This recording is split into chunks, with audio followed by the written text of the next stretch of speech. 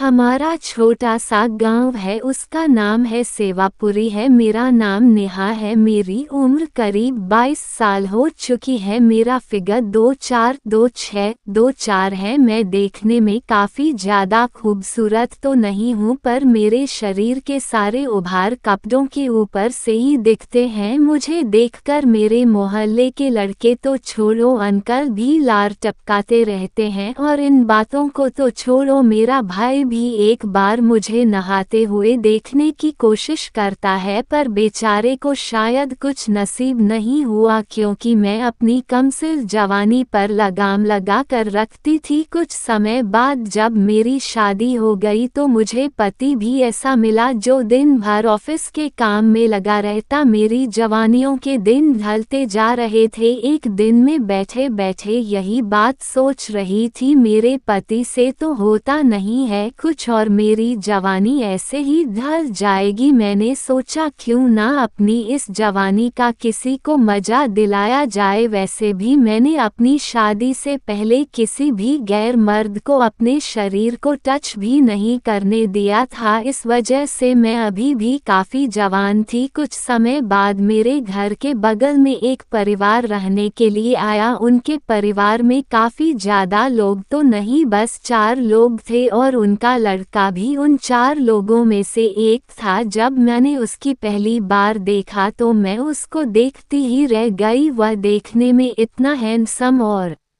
लाजवाब था। उसको देखकर बस मन में बस एक ही ख्याल आया, काश ये मेरा पति होता। पर अब इन बातों से क्या फ़र्क पड़ता है। फिर मैं इन बातों को भी टाल दिया और मेरी ज़िंदगी के कुछ दिन यूं ही बीत गए। एक दिन अचानक मेरे पड़ोस का लड़का मेरे घर पर आया और पूछने लगा, भाभी जी आपके पास फ्रिज होगा। पहले तो मैं उसकी यह बात सुनकर थोड़ा सा हैरान हो गई। फिर मैंने उससे पूछा, आपको फ्रिज की क्या ज़रूरत है। उसने मेरी तरफ देखते हुए बोला, कुछ पानी की बोतल ठंडी करने के लिए रखती थी। मैं अभी अभी यहाँ पर रहने के लिए आया हूँ, इस वजह से मेरे घर में अभी फ्रिज नहीं है। कुछ समय बाद जब हम अपना पूरा सामान लेकर आ जाएंगे तब कोई प्रॉब्लम नहीं होगी। मैं भी उसकी इस बात पर हाँ कर दिया। फिर कुछ समय बाद वह 4-5 बोतल 2 लीटर की भर कर लाया और मेरे फ्रिज में रख कर चला गया। कुछ दिन वह ऐसे ही रोज आने जाने लगा। मुझे उसके आने का समय पता चल चुका था। मैंने सोचा क्यों ना से अपना दोस्त बना लिया जाए। फिर मैंने सोचा शायद वह मेरे बारे में गलत ना सोचे। फिर एक शाम को जब वह पानी की बोतल लेने के लिए आया तब मैंने उसकी मुलाकात अपने पति से भी करवाई। वह मेरे पति से मिलकर काफ़ी खुश हो गया और मेरे पति ने भी उस खुशी खुशी आने जाने के लिए हाँ कर दिया। इस वजह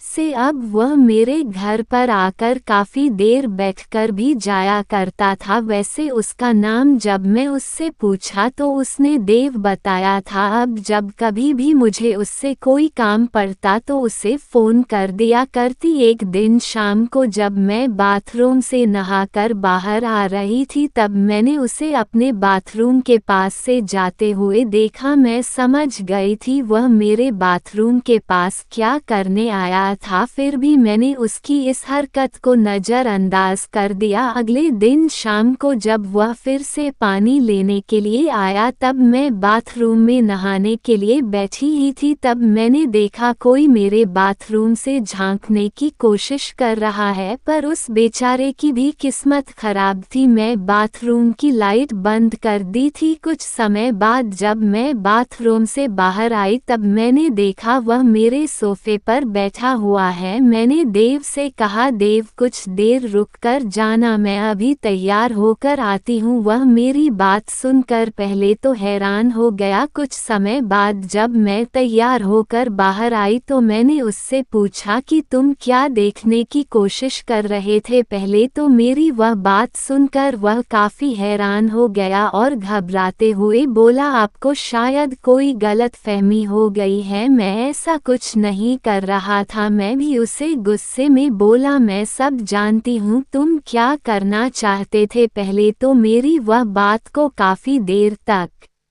मना करता रहा। कुछ समय तक तो हम दोनों की बातचीत ऐसे ही चलती रही। फिर मैं उसके पास जाकर बैठ गई और उससे बोली, देखो मैं तुम्हें साफ साफ एक बात कहना चाहती हूँ, मेरी जिंदगी में एक दोस्त की कमी है, उसे अगर तुम पूरा करना चाहते हो तो कर सकते हो, अगर तुम टाइम पास कर रहे हो तो अभी यहाँ से चले जाओ। मेरी यह बातें सुनकर वह मेरी तरफ गौर से देखने लगा। अचानक उसने मुझसे पूछा, भाभी जी आप शायद भैया से खुश नहीं हो क्या? मैंने गुस्से में उसकी तरफ देखते हुए बोला, अगर तुम्हारे भैया से मैं नाराज नहीं होती तो मैं तुमसे ऐसी बात करती ही क्यों? फिर वह मेरे पास आकर बोला, भाभी जी अब आपको कभी भी किसी भी दोस्त की कमी नहीं महसूस होगी। मैं भी उसकी इन बातों पर भरोसा करने लगे और उसने मुझे अपने गले से लगा लिया। कुछ सोचकर मैं भी उसको अपने गले से लगा लिया। कुछ समय तक हम दोनों ऐसे ही गले लग रहे। जब मेरे पति का आने का समय हो गया तो देव अपने घर की तरफ निकल गया। अब जब कभी भी मुझे अकेलापन महसूस होता तो मैं देव से फ़ोन पर बात कर लिया करती और जब कभी भी उसको टाइम मिलता तो मैं मेरे पास का आकर बैठ जाता और काफ़ी देर तक हम दोनों लोग बातचीत करते रहते हैं। धीरे धीरे समय ऐसे ही बीतता रहा। इन बीते समय में मेरी दोस्ती देव से और गहरी हो